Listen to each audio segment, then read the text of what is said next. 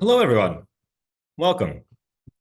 Thanks for joining us today. We have a great discussion planned on the future, how to future-proof your annual plan, if that's possible. At least to the degree we can plan for the future. And here are some experiences from operational leaders, some leading CFOs on some of the challenges they've had. I'm thrilled that we're joined today by David Kelly and Lisa Wilson, who are two seasoned strategic CFOs, and they're going to share some in the trenches experience and stories about what they've seen work well and not work so well in terms of the annual planning process and how it exists throughout the year. There we go. So I'm Josh Coleman. I'm a partner here at Cherry Beckert. I'm joined by my colleague Travis Sheldon. But I'd like to hear from our two CFOs, David Kelly from Diesel Laptops and Lisa Wilson from LockNet. David, would you mind introducing yourself, please? Sure, thank you. I'm the Chief Financial Officer at Diesel Laptops in lovely Columbia, South Carolina, where I've served actually just since February of 2023. I've held similar positions both as a full-time and as a fractional CFO for, well, let's just say a long time. You did say seasoned. During this timeline, I've worked in both public and private companies. The private companies include those with family office-backed, private equity, venture capital, even some angel investors. So I've dealt with a litany of those different types of investor. As a finance leader, I've also spanned across manufacturing, insurance, franchise business, but a preponderance of my experience has been in the technology and tech-enabled fields. I also write for Forbes Financial Council, and I took a strong position back in 2021, which I still stand behind today. And wanted to add that it doesn't mean I'm against planning, and that's why I'm here. Quite the opposite. My position in 21 and still today pushes that for more planning and reflection throughout the year, and aligns well with the topic here that we're speaking about today. It's just anti-budgeting, that's all. We're looking forward to this. Great, thank you, David. And Lisa. Hello, everyone. I'm Lisa Wilson. I am the Chief Financial Officer at LockNet in Nicholasville, Kentucky. My background is started in a CPA firm and worked in both tax and audit. So I had the opportunity to work in several industries there. So through hospitals, higher education, privately held businesses, and many other industries that I got to touch. Following a stint in public accounting, I moved to the corporate environment to a global company that's publicly traded, and worked in the AR department and worked my way up to controllership for the North America subsidiaries, and was able to gain experience around e-commerce, retail, manufacturing, distribution, several different industries through that experience, which then led me to the opportunity to come to LockNet as a controller, and then immediately transitioned into a CFO. So I've been here just under 5 years, and take the experience that I've had and bring that to this company to really professionalize and apply some of these strategic experiences that I've had to this business. Great, thank you, Lisa. All right, let's jump in. So objectives for today. We want to learn from our two CFOs here, some real life examples of how to juggle kind of priorities with urgent necessities and the tension, the trade-offs that CFOs have to manage regularly. I want to talk about data analytics and decision making, and how the kinds of data and some of the monitoring and tracking that we've seen in terms of best practices. I want to talk about the art of allocating resources and how to make it as scientific as possible, and in order to maximize ROI from a portfolio perspective. That's really the key. And then finally, we want to share with you some actionable steps and case studies about what can change throughout the year and how you can kind of implement and monitor those plans throughout the year. And to David's point, no plan survives contact with the market. So that idea of regularly revising, regularly looking at, reviewing your assumptions. Are they true? What has changed? Is there a value shift? Did a competitor do something different? Do I double down here and cut funding here? If you're only doing that every year, you're losing the opportunity to really create some better performance.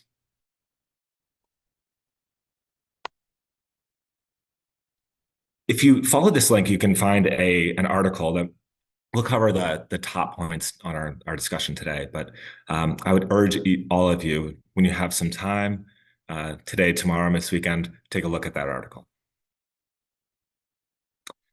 And we will be having polls throughout. So there's 4 polls, and this operates within Zoom, so it should pop up for you. And our first question is around where you are currently. Does your organization have a well-articulated strategy and approach for growth that the entire organization understands and tracks? We'll give you a little time to answer. So I assumed it was 100%. Everyone would say, "Hey, we have everything under control," and everyone is perfectly aligned and tracks it. I'm actually surprised. A third of you believe that we do have everything under control, and that's great. Pretty evenly then split with, yes, we've started, but we can use some more help and guidance. Sorry, can we have the results back? Great. No, we're not sure what to do, and unsure on whether or not we have a well-articulated strategy and growth plan. So good, a good mix of folks. Hopefully, for those who at the top there who are feeling pretty confident in the current system, hopefully there's some things that can challenge or helpful or help you kind of progress that, because these are all living, evolving systems in any organization. So what are the elements of an effective annual plan? And when I say plan, I don't mean the budget. I mean the things you're going to do. We're talking about the actions, the initiatives, the activities that are going to be done in the organization commercially, in terms of product, in terms of capability building, new markets, channel setup. That's the annual plan. Now, the budget supports that because it has to be funded, but the plan itself is not just the budget. So five steps here. First, have a fact base. If you've got to start in true market and performance data, and it depoliticizes the conversation. It makes you really take an external view of what's happening in your market and in your business and with your competitors. And you should assess, where is the value? Is it shifting? Is there a major value shift coming? Are there little ones? Or is behavior different? Have my customer parameters of value changed or evolved such that I need to do better to remain competitive? What's the risk of things going faster or slower, or other just large risks generally?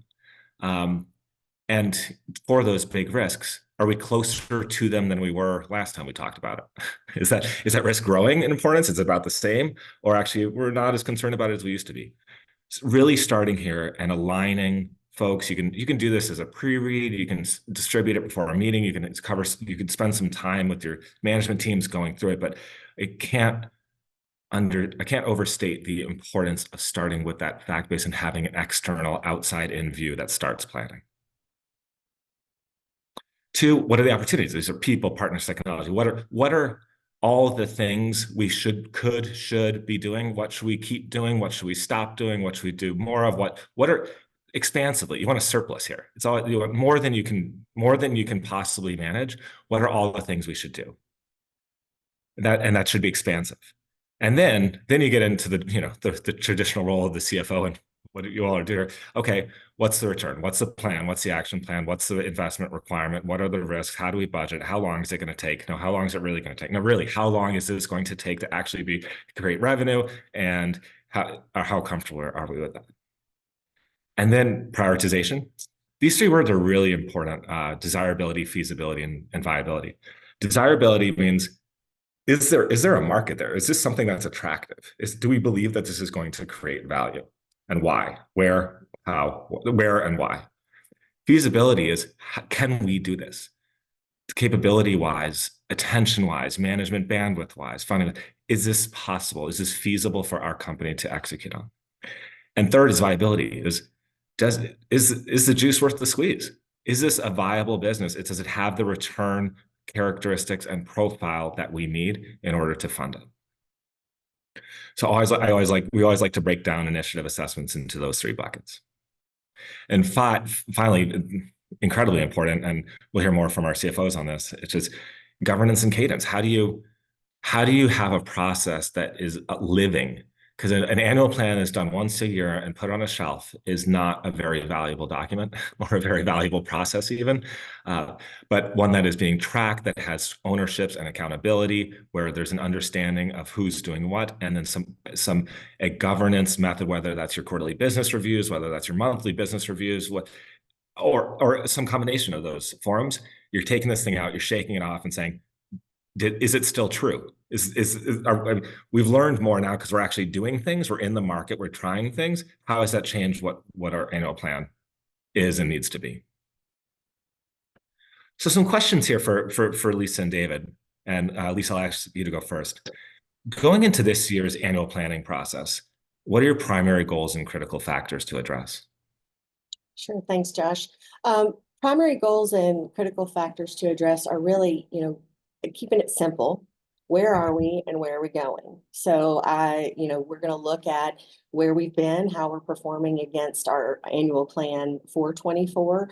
We use a system called EOS, or Entrepreneurial Operating System, and it has tools that helps us to define our vision for the organization, as well as set annual planning goals and looking ahead to 3 years, 5 years, and 10 years, if you'd like. And so where are we in terms of our 3-year plan, our 5-year plan? So we're going to be looking at that progress, as well as looking at, as Josh said, opportunities in the market. Where are we in the market? What position do we hold? What have we learned this year through our relationships with customers? What are, new opportunities that we can take advantage of, and what are things, as you said, that we want to stop doing? What is not working for us?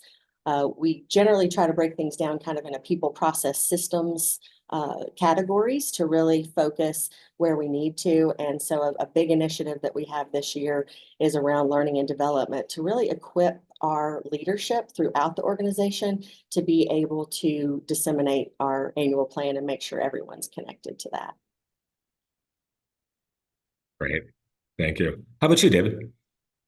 It's interesting. Our planning when I joined was not a coordinated effort. So while some of our goals are similar to what Lisa has, some are very different. My goal, just step one, is to create a repeatable framework for managing our growth and executing the strategies of the business. It wasn't there before.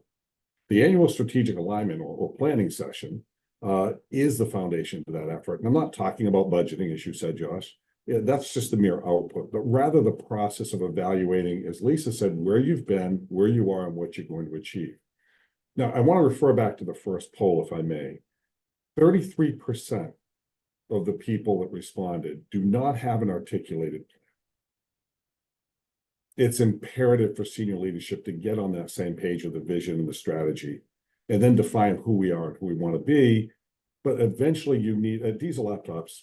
In the past, we didn't have this level of information or documentation. And when I joined, many of the teams were marching in different directions with little understanding of what they did, how that contributed to the overall goals. So it's important to cascade that throughout the organization in the way that you cascade it through KPIs that are all aligned to the corporate goals. So for us, that's step one, and that's one of the things we're working on this year. So that's creating that repeatable framework, as I talked about, that brings the strategy not only from the senior leadership team all the way down to every single person contributing within the organization. Great points, David. And I've been in strategy most of my career, and I'm always amazed by you do a beautiful PowerPoint, a great strategy with the senior management team. You give it to the next level down and to the managers in your organization, and they interpret it. You give it to 20 people, they interpret it 20 different ways. So to your point, without the process and the alignment around what does this mean? We always say, if people are aligned, if they walk out of the room and you ask them what are the implications of the decisions just made, and they all say the same thing. So it's not just that they know the thing, it's the implications and what it means and the actions they have to take. So, David, question for you on that. How is this year different? Is it different? Similar? Is it different from past years? For me, sorry, Josh, for me. Yeah, for your planning process this year, is it changing this year or about the same? Oh, it's absolutely different. When I joined the company in February of 23, we really, we had some planning in silos, but we didn't have a coordinated effort. Individuals would be rated on KPIs. So we had KPIs, but they weren't aligned with the corporate goals. So you had an individual who was a mid-level leadership member who would get an excellent rating on their KPIs, but the company failed last year or didn't achieve its goals. So Mm. it was a massive misalignment of those. And one of the things you're going to have to do in this planning, when you talked about the fact base and the capture opportunities, one of the things we don't necessarily cover here too much, and that is ensuring that everyone's on the same page. And that's really, it's critical for us. But in the past, we didn't do a lot of this stuff. We did some fact-based research, but we really didn't do the level of detail we needed to understand how we were performing and where our market opportunities were. We had gone down some bad paths. So this year we're doing a much more concerted effort to really get that fact base first. And then to strategically identify what we want to do and where we want to go. So you talked about foundation. Fact base is the most critical to me. We needed that. We didn't have it. We got it now. And now we're stepping on to 2 and 3 and 4 and 5. So for me, it is much different than we've done in the past. Lessons learned. This company is only an 8-year-old business, and it went from 0 to 60 million before I got here in less than 6 years. And that's part of that structural growing pains. And now that we're starting to get up towards $100 million, it's time for us to start behaving like a real business. And that's what we're doing now. So it's changed drastically, if I were to answer that. Great. Lisa, how about you? What's similar or different this year than the past? Well, similar to David, we're approaching $100 million as well. And really echoing a lot of what you said there, David, it's connecting the individuals in the business to the why of their particular role, what's the value that they're adding, and how that contributes all the way up to that strategic objective that is set, by the executive leadership group. So the storytelling, the showing, the examples, we had individuals in the past in our organization who were able to pull the facts, but not able to connect to the facts and what it was telling them. So just again, echoing David to say that it's so critical that everyone in the organization have that vision, know what the results that you're working towards, are, and what be able to help assess those risks on what might come about that would keep you from meeting those. And generally, you're going to get that from others in the organization that are, down in the trenches, working with the customers, having those opportunities kind of pop up for them, and making sure you have that collaboration, sharing of information. And we really push the idea of one LockNet in saying that, we can get siloed, as any organization can, where you're focused in your own department or your own particular initiative. But what we really try to do is step back and help everyone come out of the details to look at that big picture, connect that together, and walk that course to the to where we're going together. Really do that with openness, collaboration, feedback, and not just feedback, because you can give the feedback, but then it's the coaching aspect too. And that's where the learning and development piece came in for us. And I bring that up again to say it's not something that you generally think of right off the bat with strategic planning, but if you aren't developing and helping your individual leaders and individuals in your organization to grow and connect to those journeys, then they're going to be left behind, and you're not going to meet your goals with those resources. So we really want those resources plugged in. That's great.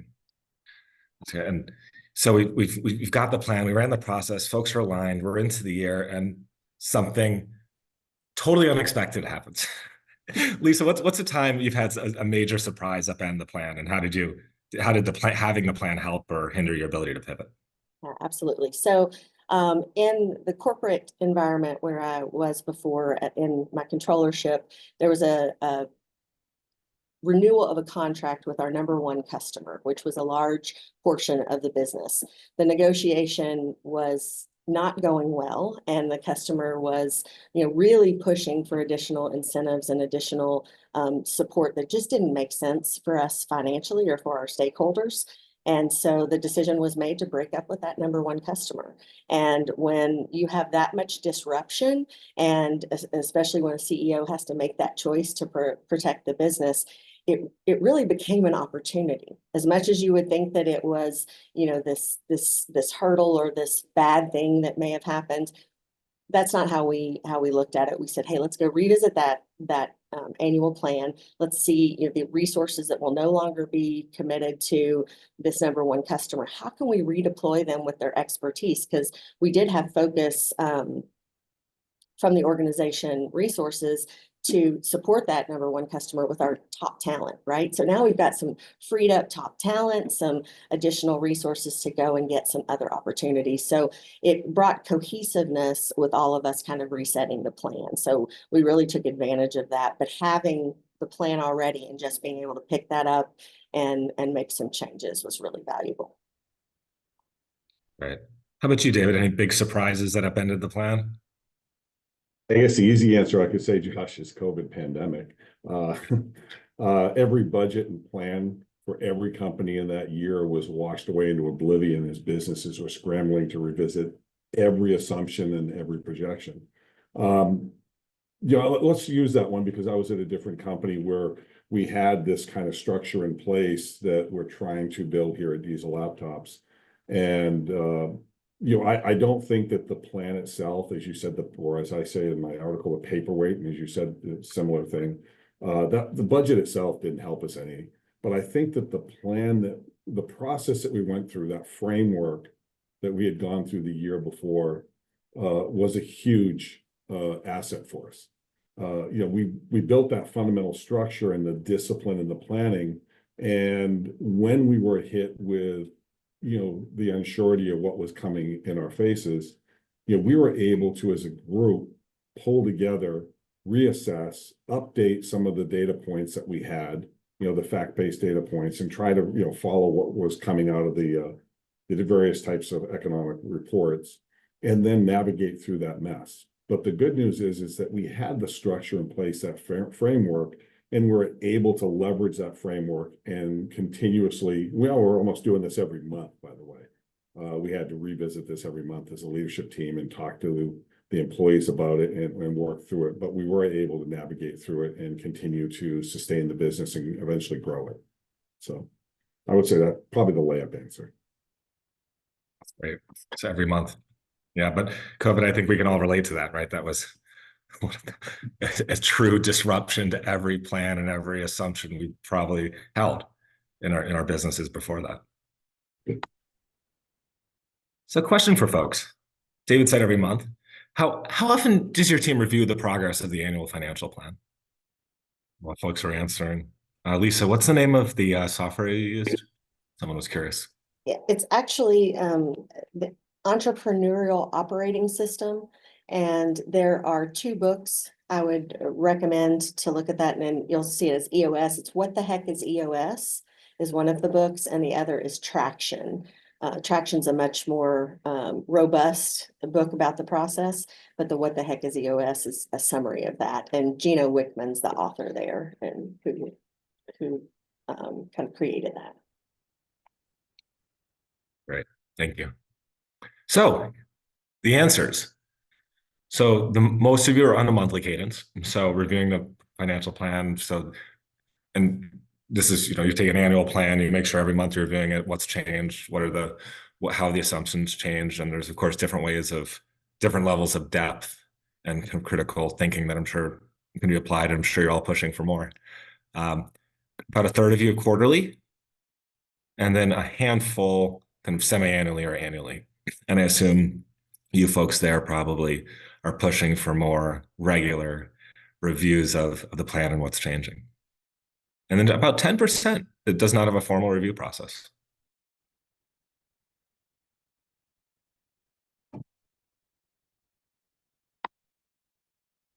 Moving along. So we're going to talk a little bit about revenue management, which I know we're all CFOs in a group of CFOs. We're only supposed to talk about cost, right? So on the revenue side, it's so interesting. And the bigger the organization, you talked about the 100 million inflection point, you have the $1 billion inflection point. There's so much data on cost. You've got a little cost center with real-time reporting that you can go in, if you've got a very sophisticated ERP, you can understand that in real time on a daily basis, what costs and where you're spending money. And yet the revenue side, which is so much, I'd say so much more critical to the health of the business. We only have a sense of, maybe a little bit where it's coming from, but nowhere near the level of depth and detail that we get on the cost side. It's funny, this is true in big public companies too. It's even though you get for the same 10 cents of EPS that comes from growth to operating leverage that drops the bottom line, you get, 5x the shareholder value than you do when you get it from cost cutting. And yet the systems and the discipline and the data, it's just so much bigger around cost. And we've always been flummoxed by this. So in the work we do, Terry Becker does as a firm, there's a book by a guy named Michael Tracy about growth, the discipline of market leaders and double-digit growth. And double-digit growth is this idea that there's a science to revenue. It's not pure art, but you have to manage it with the same depth and the same attention that you do the cost side. And the other piece is that there's really just six sources of that revenue growth. So if you look here, it's base retention. So churn usually, so really this is negative. On any given year, your churn is going to be negative, right? For the most part. And so you're always trying to fill the hole that you have from losing customers with either expanding wallet share with other customers or getting new customers to replace that revenue. But every dollar you save on churn is a dollar you don't have to grow, and it's really important to have a good sense of that churn, where it's coming from and why, and can you do something about it? Some of it's controllable, some of it's not. To share a wallet, so are you selling more stuff to the same customer? And two, do you have a new customer who you didn't have before? That's market penetration, that's growth. In addition, you can expand your market opportunities. So you're getting into markets that are faster growth, right? There's more revenue and it's growing faster. So if you're there, you're going to do better. That's an important growth lever. Just show up where the growth is. And then adjacent markets a little different. It's that are you extending the boundary of your current core business and your business definition to get into new markets? And then finally, pricing. So really this cuts across everything. It's, there's nothing better than a price increase program that all drops to the bottom line, doesn't cost a lot to implement, and can really free up dollars to invest in more growth initiatives. So that's it. I'd be curious. We don't have a poll on this, but how much of this if we ask you right now, where is your revenue coming from? Can you give us a rough share of each of these? I bet at least half of us would say, I'm not really sure. We don't track that at that level.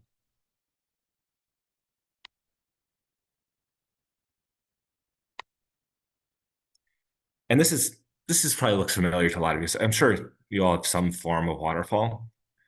But when you think about these sources of revenue, it's really important when you're doing your waterfall and your revenue growth plan to think about, is the market growing or shrinking? And how is that going to affect us?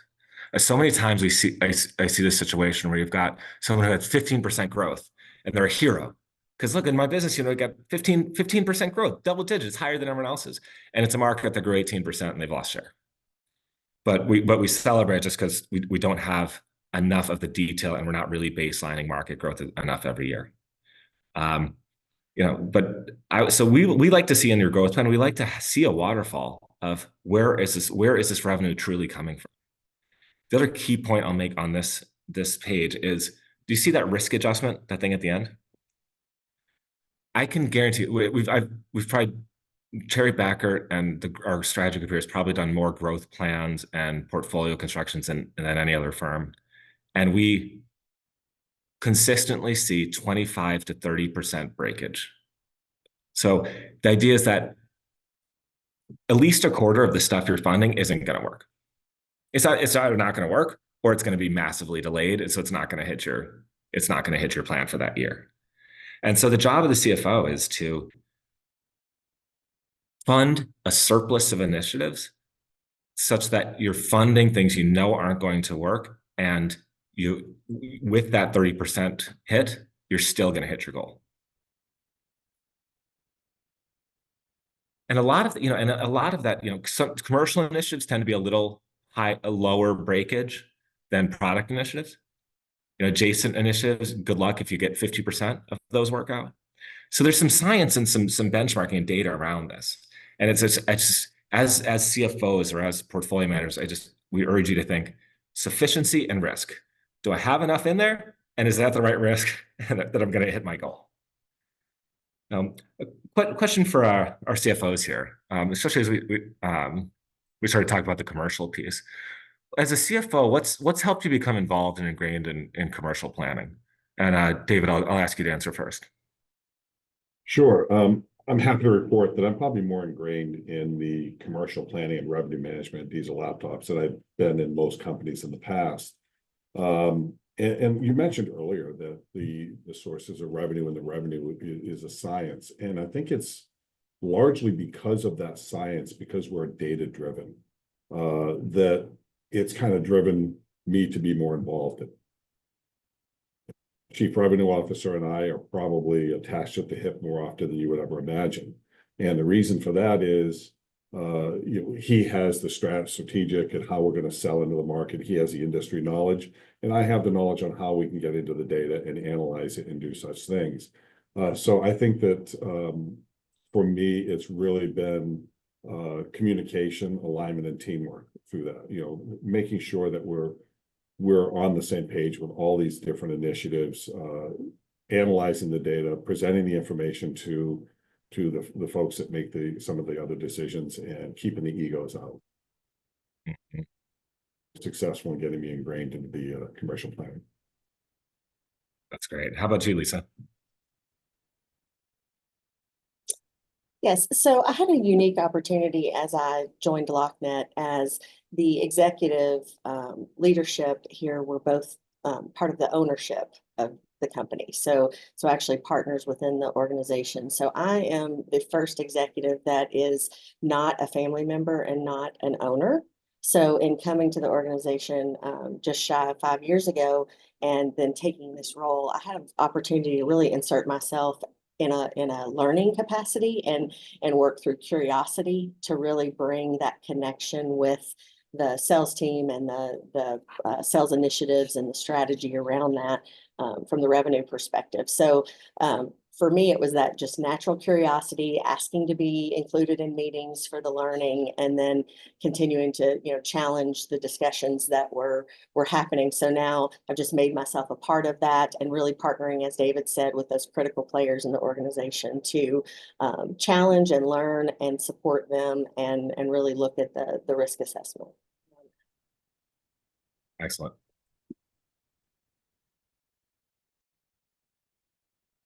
Another poll. So I'll ask Lisa and David, maybe talk a little bit about what you guys use in terms of technology for tracking. But for everyone on the poll, which tools does your organization primarily use to monitor financial performance against the plan? Lisa, what do you use? LockNet actually has a homegrown system, is how I call it, but we actually developed our own software that links into our ERP. So with that, we have a robust reporting and data capabilities through our finance team and others that can pull that information. So we utilize that based off our kind of niche business of doors, locks, and hardware. We're able to tailor that to get exactly what we need. So we've been very lucky to have that opportunity, as well as tapping into other reporting tools through Microsoft and other things to turn and twist that data to get what we need. How about you, David? What do you guys use? Here we have our core ERP is NetSuite. And unfortunately, I'm going old school here. And it's not because I want to, it's because we're kind of, that's the cards we're dealt for the short term. It's Excel spreadsheets. Not something that's ideal, not something that we endeavor to do longer term. But for now, it's a necessity, but we're making the most use out of it as we can.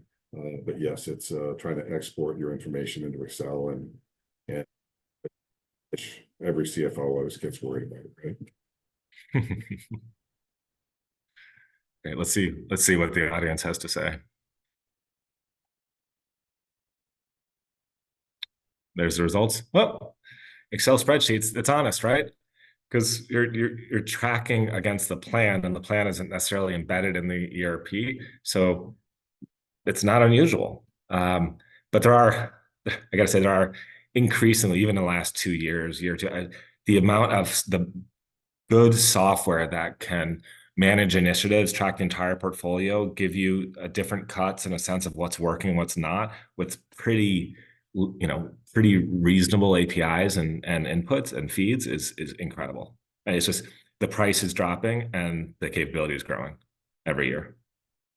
See about 20% of you on the ERP, 12% of financial planning software specifically dedicated, 4% custom built solutions, and no dedicated tool.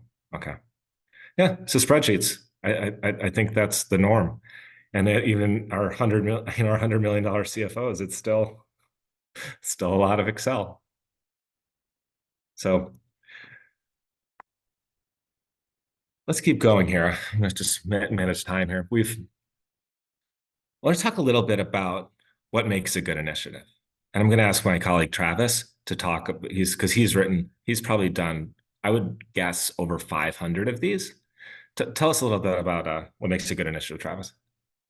Yeah, so as Josh said, for as many of the number of plans that we as Cherry Bekaert have probably helped construct, multiply that by 10 or 15, because every plan has 10 or 15 different initiatives right to it.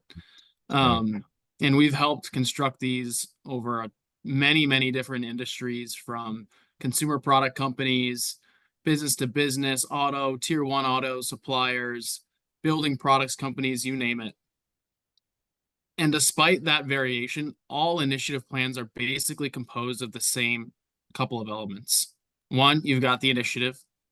Two, a clearly stated objective of what you're trying to achieve and the expected value there. That's a critical input that goes to the office of the CFO on what do we think we're able to achieve with this initiative. Three is the key stakeholder. And typically, we like to put one person in charge of each initiative. They might be in charge of 3, 4, 5 at a time. We typically give that person a nice title like initiative owner, initiative champion. And of course, these are typically cross-functional efforts, but you really need one point of contact. And a lot of times in an organization, it is a great step-up opportunity for a mid-level manager to be an initiative owner, because it is really almost like managing their own mini P&L. You've got a target, you've got some cross-functional resources that you're trying to drive to. The next one is obstacles and risks. What do we think we're going to come up against? And a lot of times these are new initiatives to market. And so you're looking at, okay, what metrics are we tracking for success? And sometimes there's not a lot of metrics. They're binary decisions. If you're in the consumer goods retail environment and you're going to a category buyer at Walmart, they're either going to give you the business or they're not. And that could be a $50 million win or it could be zero. Other times in building products, you're bidding on a number of residential home constructions in the area. And so maybe you're looking to see, hey, can we win 25% of those jobs? And that's the kind of the key assumption that you're trying to test. And then lastly, giving that initiative owner some place to start, right? As Josh said, walking out of the meeting and making sure everyone's on the same page. What are we actually going to go do? And what's the timeline? So that's typically, if you think about the 5-step process that Josh talked about earlier, from kind of the market data all the way to step 5, cadence and governance, this is really the tool, a very simple tool that we use for governing growth initiatives, right?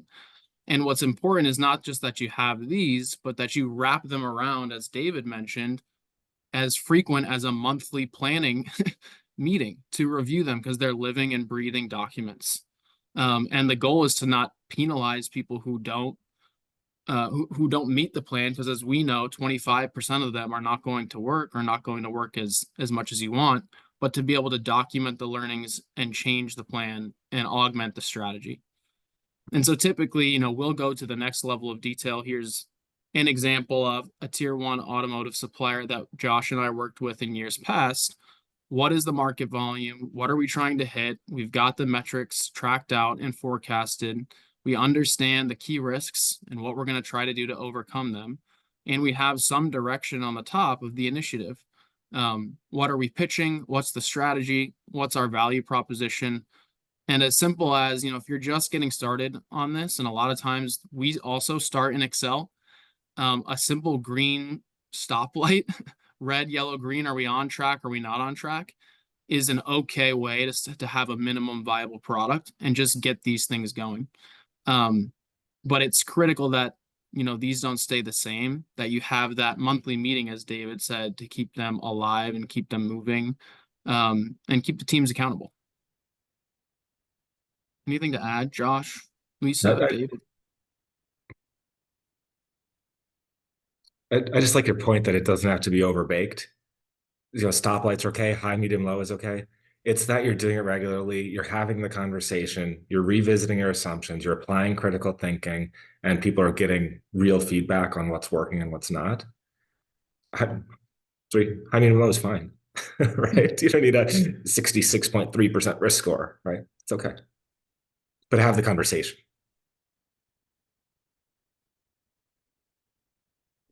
Anything to add there, David or Lisa? I could actually, I would like to add something here.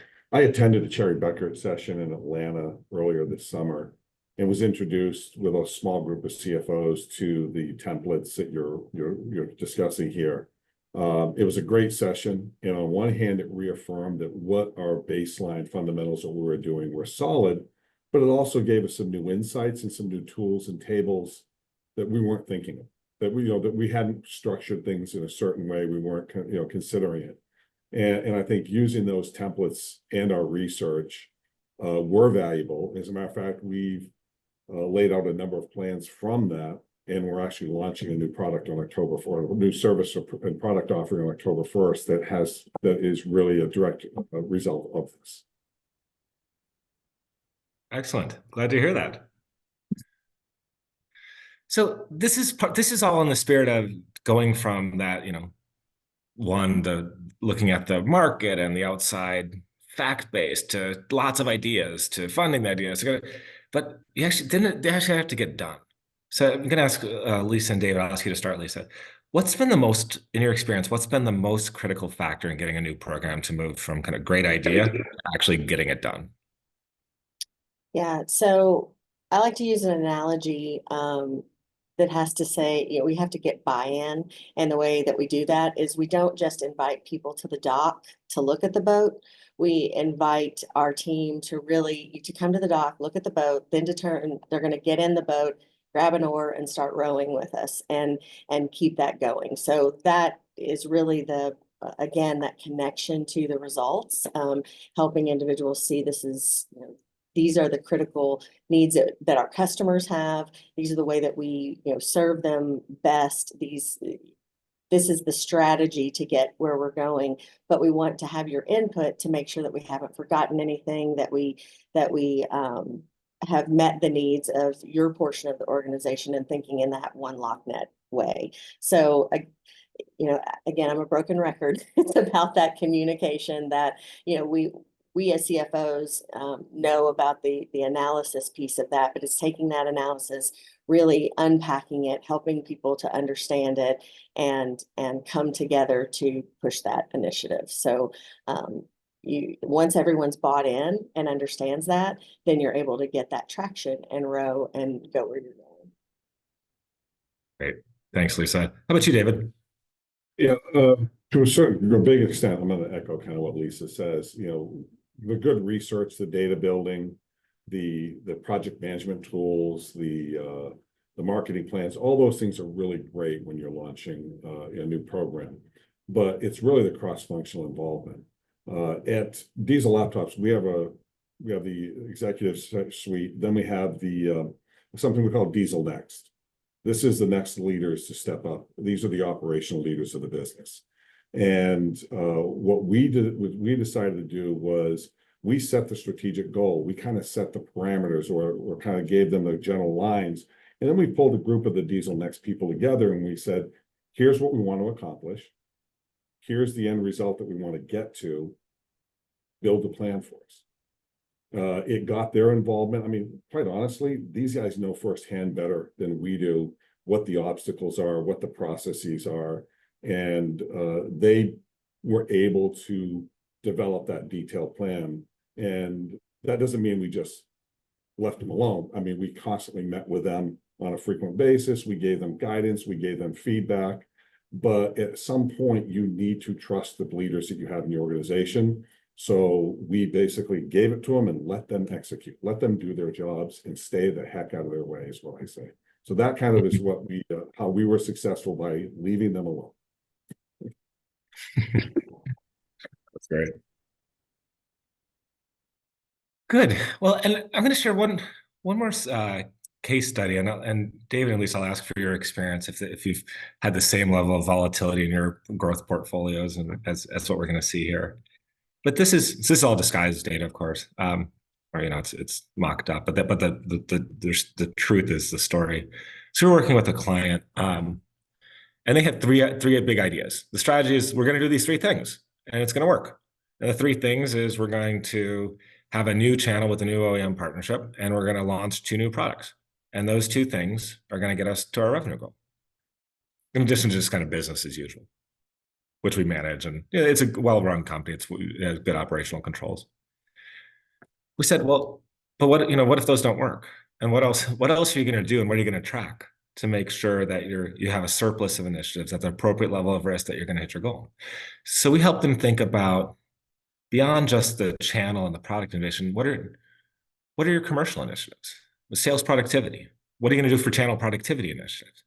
What kind of new services or solutions can you pull together or bundle or change? So not a new product entirely, but a new way, a new value proposition, new kind of service-backed product that you can offer. And those other 3 were, seemed like good ideas. The bars, the height here represents roughly how much revenue they expected to get from these. And we were surprised. So again, we do this for a living, these growth portfolios. We think we have a fairly good sense of what works and what doesn't. And let me show you what we found here.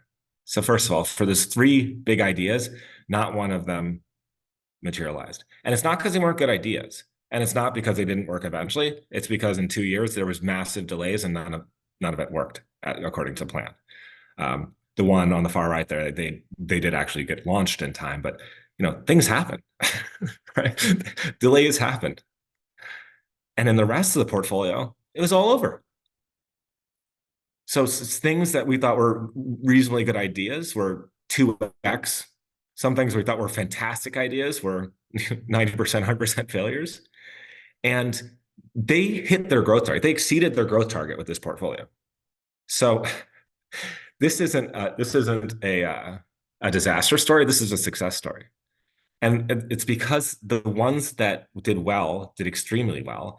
The other ones had contributions, and some were killed right away. Some were kind of pared down, still had some return in terms of revenue, but not maybe at the cost or the funding that had originally been expected. But this company, this was a banner 2 years for this company. So David and Lisa, a last question for you. Does your portfolio look like this? How good are you guys have gotten in terms of understanding from the outset what initiatives are going to work and how do you manage that? Yeah, in our experience, no, it does not always work. We of course put the best foot forward to come up with the initiatives and work the process, but no, it doesn't always work. So that ability to be nimble and to pivot when that occurs and to learn from that, it is really how we approach it. But it's kind of hitting that ball as it comes to us along the way, and then really figuring out what were our wrong assumptions? What were we banking on that didn't happen? Was it our behavior? Was it the someone else's behavior? Those types of things. So really understanding and taking those learnings to a depth point that we can really utilize that to not have that happen again. But we know we're going to have failure. We know that's going to happen occasionally. So. Josh, I think the first 3 columns were the old diesel laptops. No, that's kind of what I inherited, right? And then we're not quite, I don't think, down to your portfolio level there but we're getting there. This is a transitional year. This is the first year we're rolling it out. We have developed, yes, we want to enter new markets. Well, we have to define them. What does that mean? What markets do we want to enter? What's our strategy for entering them? And then let's start talking about KPIs for each of those strategies. That's what we're in the process of building out at a very detailed level that should be done by November. So for us, your expanded growth portfolio is absolutely our goal. And I think I would hope that most of the CFOs on the call would also see that as a goal. It's just not as easy to get to as overnight. So, will we get a hybrid this year and then maybe do better next year? That would be a hope, but it would be ideal to be there. Right. And one last comment, and then we'll have our last poll question. Lisa, you mentioned talent development and learning and development and the importance of including that as part of the plan. And then Travis mentioned sometimes these, we've talked about these fail sometimes. One of the things I've noticed is really important is you celebrate the person who says, look, we tried it all. I tried a bunch of this stuff. It completely disproved our assumptions that this was going to work, and I think we should kill it. That person is an incredibly important initiative owner. If they've done that credibly, and it's time to stop funding that and double down on something else. So, celebrating a well-timed failure, going to fail fast and either stop funding or fix, is just as important as a person who knocks it out of the park in a high growth market and wins. And because some will fail. Good. So thank you. I've got one more poll. Are you interested in learning more about some of these tools and approaches that we've kind of gone through today at a deeper level, or more about your organization from someone from Cherry Bekaert and our growth strategy services? Thank you all for the time. I think there's over 500 people who attended this, which tells us that it's an important topic that you all are thinking about. And it's also probably because we have 2 such talented and experienced CFOs to share their wisdom. So thank you so much, David and Lisa, for taking the time out and joining us for this. If you have any questions, reach out to us. We love having conversations about growth and planning and how to do it better and improve your win rate and improve performance through using these tools. We really value your feedback. If you could please take a short survey that's going to pop up when you leave the session. We really appreciate that. We use that to learn how to do this better and provide value to you all through this type of webinar. Recording will be available in about a week, and you'll get a communication on that. Thank you, everyone. And Lisa and David, thank you again, and best of luck managing through this $100 million inflection point that you're going through. It's a great time to be a CFO, and we know you'll be successful. Thank you, Josh. Thanks a lot.